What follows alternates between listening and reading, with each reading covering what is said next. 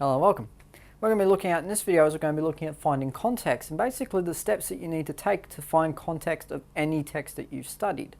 Now, basically it involves you doing a bit of investigation and research. I know, but one thing is it doesn't have to take massively long, and certainly by finding out a bit about the text and finding out about the time period, about the setting, about all of the things that influence it, you're going to save yourself a lot more work in trying to interpret it. Now, the best time to do this investigation research is before you read. And the reason for that is because the more you read beforehand, the easier it is to understand on your first reading. It will save you having to reread the text again after you've done the research in order to pick up the different references. And basically, it means that you can understand it more completely on your first read through. So if you're one of those people who doesn't like reading a story twice, and let's face it, I'm sure there's a lot of you out there, then what you need to do is you need to do your research of the time period, of the context of the text beforehand. Yes, it may give away the story, but the one thing that you will find is that it becomes much easier to be able to interpret. Now, while your teacher may do a lot of this for you, in which case with a lot of text, often you'll be given a little booklet about its context. So about its time period, about all the things that influence it, all the things that you can talk about in regards to it. But it's always better and more interesting to find out about yourself. And it means that it doesn't come on a 10-year-old photocopy. So it's one of those things that you can basically try and have a bit of fun with it and try to explore a bit about it. There are lots of different sites which can make this quite interesting. And even if you're not into interesting or think all research is completely and utterly boring and useless, then just go onto Wikipedia like most people. Problem solved. Alright. So what do you look for? Well, you should be looking for information based around the following things. First of all, the composer's biography and background. Now, this is all about finding out the authors or the filmmakers or whoever made the text, their life story, finding out about their background, finding out everything about them. So it just involves reading a quick bio of who they are, what they did, and what they believed in. And that's all you really need to do, is you don't need to really take massive amounts of notes, you just need to know a little bit about who they are. The time period the text was composed, so what time was it written? What time is the story set in? Okay, how can you find out more about them? How can you learn a bit more about its context and certainly find out about that period? So even if it's a case of you just find images, or if you find other sorts of stories, short films, anything like that, even just a short encyclopedic entry, it gives you a little bit more of a background and certainly a little bit more prior knowledge than what you would if you knew nothing about to start with. The setting and location. Now, the setting, again, is one of those things that you can look and learn a bit about, and certainly it helps you to visualize the things that go on. So it's one of the steps you can use to sort of help orientate yourself, especially if you know absolutely nothing about the land or the country in which it's set. So if you find yourself completely unfamiliar with everything, or even just the way that houses looked at the time, then actually, again, have a look at it, look it up. Society and trends at the time. So particularly in terms of technology and things like that. And if you're sort of going, okay, why are they calling it this? Why are they using that to do this? Well, it may be because the technology wasn't around at that point. It may be because the technology existed but was not yet within their reach. So it may even refer to a profession that's since become well and truly obsolete. So there are a number of different things that society has, I guess, evolved with in the last couple of centuries. But the other thing as well is that the trends that you can be referring to can be quite distinct and quite different. And again, it may refer to things that are completely unfamiliar to you now.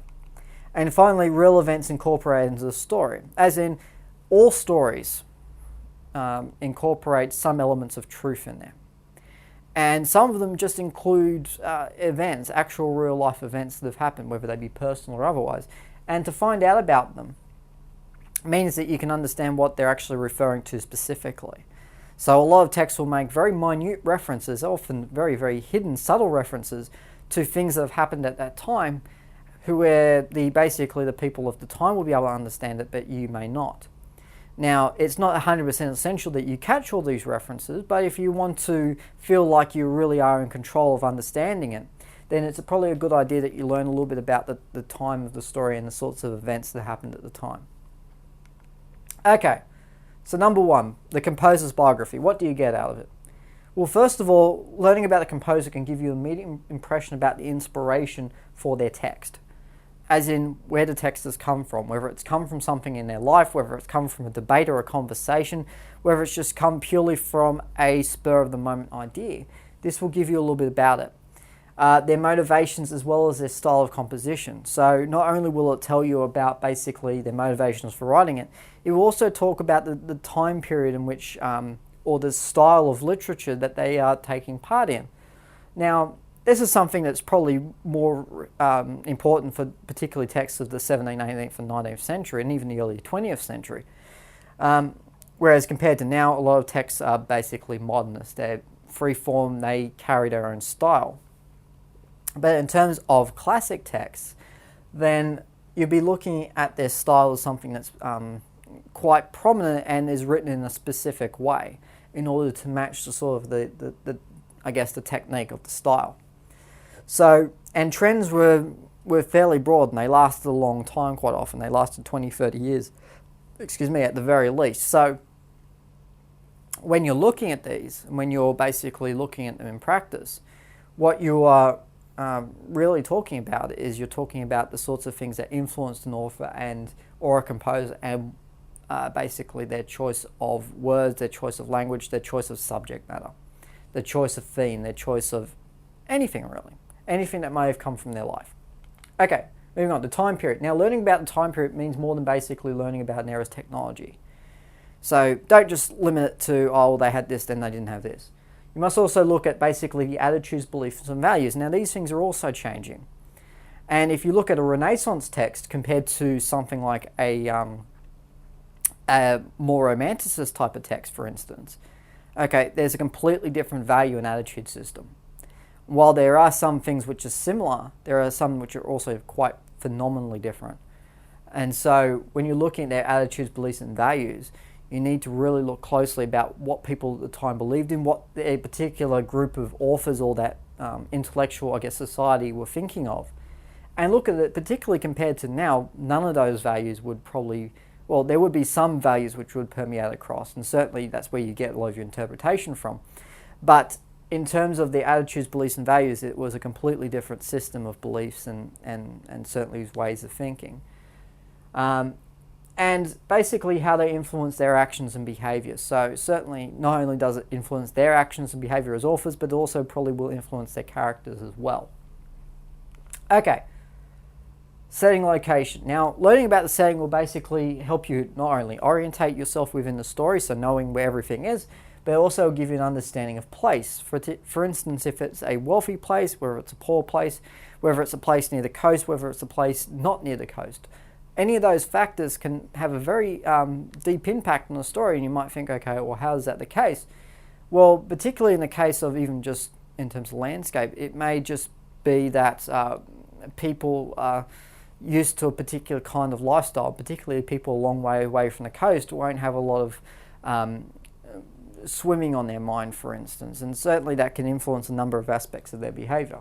It gives an insight as well about how people live and how they use the land and how they basically fill in their everyday, how they live a normal life and what a normal life is to them. So there are a number of different factors which the setting and location can basically help you to answer, and a number of questions which you'll basically be able to answer with this. Society and trends. Now, forgive the big hair, but basically this is what society and trends is referring to. So it's referring to the systems, values, lifestyles, and institutions, all of those things, which influence and affect a community's daily life. Now, basically what that means is how do trends of the era affect how people live?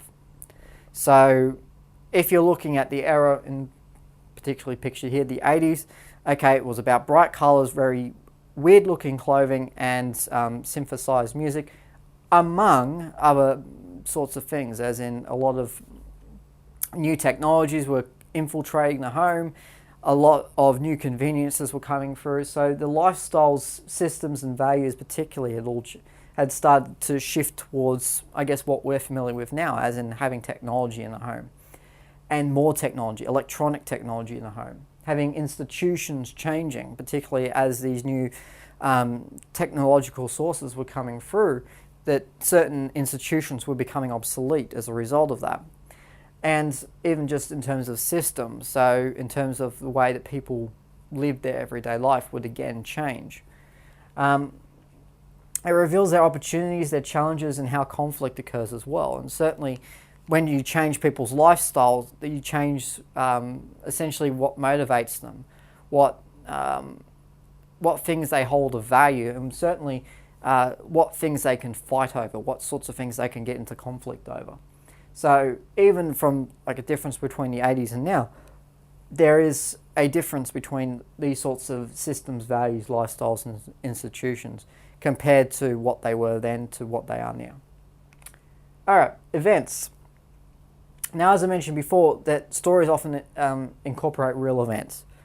And whether they be historical or personal, they will often have them as sort of either an inside joke or something to just sort of help the story, I guess, gain some relevancy in its particular time frame. And especially if you've got a story sort of set in 1914 to 1918, it's impossible to not mention the war in there.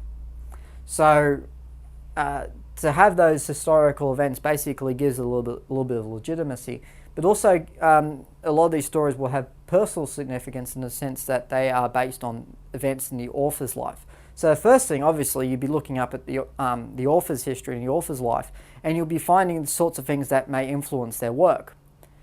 But you'll also find historical events of the time and looking at how they as well influence their work. And basically learning about these two things can give you a deep insight into the time period.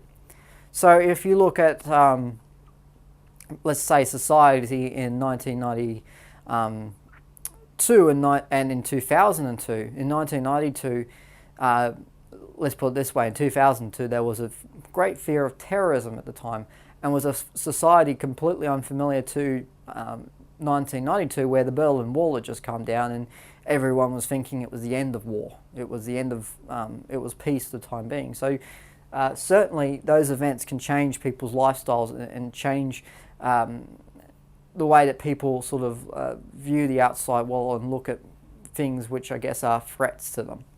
But also things which give them opportunities and things of great benefit to them as well.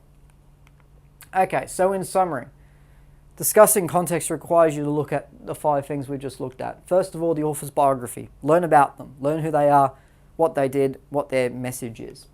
The time period in which it was written or composed. The setting.